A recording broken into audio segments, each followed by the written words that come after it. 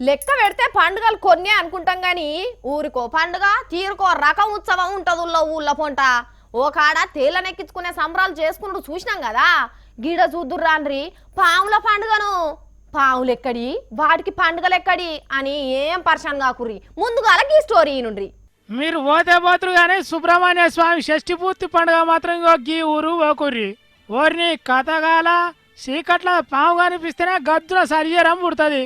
పడ ఈ ఊరోళ్ళు మెడలేసుకొని తిరిగి పండుగ చేసుకుంటున్నారులా. ఇగో హిందూపురం చిన్నమత్తూరు మండలం శేనపల్లి అనే ఊరిది. అగ ఎట్లా సింగారించుకున్నారో చూడుర్రి బతుకమ్మ పండుగ లెక్క.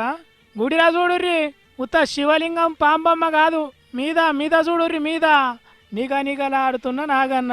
ఎండాకాలం అన్న ఎండలు ఆలస్యంగా వస్తాయి కావచ్చు కానీ పండుగ పూట బరాబర్ వస్తుందట. ఇగో ఈ పాము ఒక్కటే ఉన్నది అనుకోకుర్రి, అలా అటో ఇటో 2-3 కూడా వస్తాయట. అందుకే ఎందుకైనా మంచిదని కనిపించిన పుట్టలల్లా పాలు పోస్తున్నారట ఊరోళ్ళు. మంచి కూసం మీద ఉన్నట్టున్నది కదా. అగ్గరు వాళ్ళ అవ్వగారు చుట్టమైనట్టు ఎట్లా ముట్టుకుంటున్నాడో.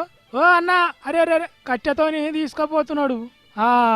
అయిపోయింది పో పాము పెళ్ళి అనుకుంటున్నారా? చూడు రత్న ఈ పోరడు తోక పట్టుకున్నాడు ఇంత గిటేటంటే ఇగో గీన చూడుర్రి.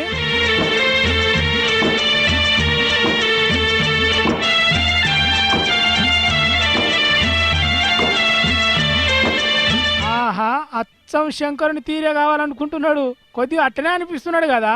ఎటమటం అయ్యిందో ఆ శంకరుని దగ్గరికే పోతాడు అని అనిపిస్తుంది వాళ్ళకైనా. అదేం చిత్రమో తెలియదు కానీ ఈ ఊళ్ళకు ఈ పండుగ పూట బయటికి వెళ్ళిన పావులు ఎవ్వరను కలవాయట. దేవుని మహిమతో గిట్ల అవుతున్నదని ప్రతి ఏట పండుగ చేసుకుంటున్నారు ఈ ఊరోళ్ళు. కానీ మీరైతే ఎన్నడూ పావులు కనిపిస్తే పట్టుకోకూర్రి. మీ ఊరు చిన్నమత్తూరు కాదు పైలం.